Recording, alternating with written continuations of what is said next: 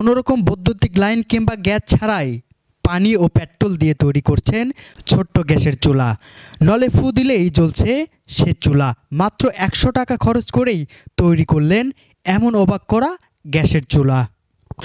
বগুড়ার গাবতলী উপজেলার চকসাধু গ্রামের দিনমজুর ভ্যান চালক আব্দুল হাকিম ইতিমধ্যে তাক লাগিয়েছে পানি ও পেট্রোল মিশিয়ে মিথেন গ্যাস তৈরি করে। একটি বোতলে পেট্রোল, অপর একটি বোতলে পানি, দুটি নলের মাধ্যমে ফু দিলেই জ্বলছে আগুন। দিনমজুর রিক্সা চালক আব্দুল হাকিম ছোটবেলা থেকেই ইলেকট্রনিক যন্ত্রপাতি দিয়ে নানা কিছু তৈরি করে আছে। দিনমজুর রিক্সা চালক আব্দুল হাকিম জানান, অল্প টাকায় এমন গ্যাস তৈরি করে ভাত রান্না সহ অনেক কিছু রান্না করা সম্ভব। আসসালামু আলাইকুম, আমার নাম আব্দুল হাকিম। আমার বাড়ি হলো বগুড়া জেলা গাবতলী থানা, চকসাধু গ্রাম। আমি একটা পানি আর পেট্রোল দিয়ে গ্যাস আবিষ্কার করেছি।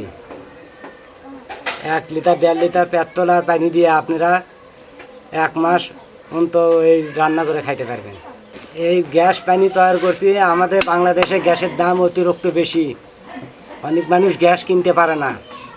আর যদি গরিব মানুষেরা যদি 1 লিটার 1.5 লিটার তেল দিয়ে যদি পানি ব্যবহার করে যদি দাঁড়িয়ে এই টেকনিকটা যদি করেন, তাহলে আপনাদের মাসে মাসে অনেক টাকা বেঁচে যাবে।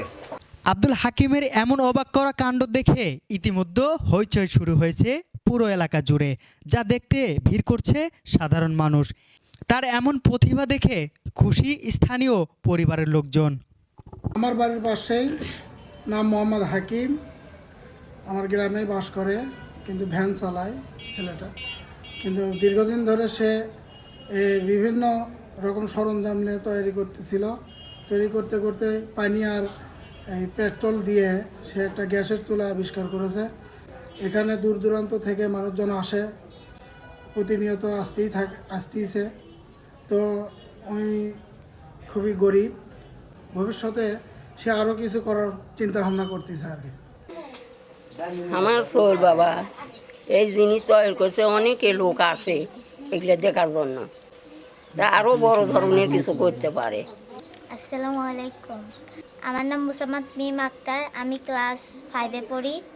আমার বাবা যে জিনিসটা তৈরি করছে, এই জিনিসটা আগুনের তৈরি, এটা দেখার জন্য অনেক দূর দূরান্ত থেকে অনেক মানুষেরা আসে। দিনমজুর রিক্সা চালক আব্দুল হাকিম ভোরের সূর্য উঁকি দিতেই বেরিয়ে যান কর্মে। অবসর টাইমে চলে তার ভিন্ন রকম কিছু তৈরির চেষ্টা।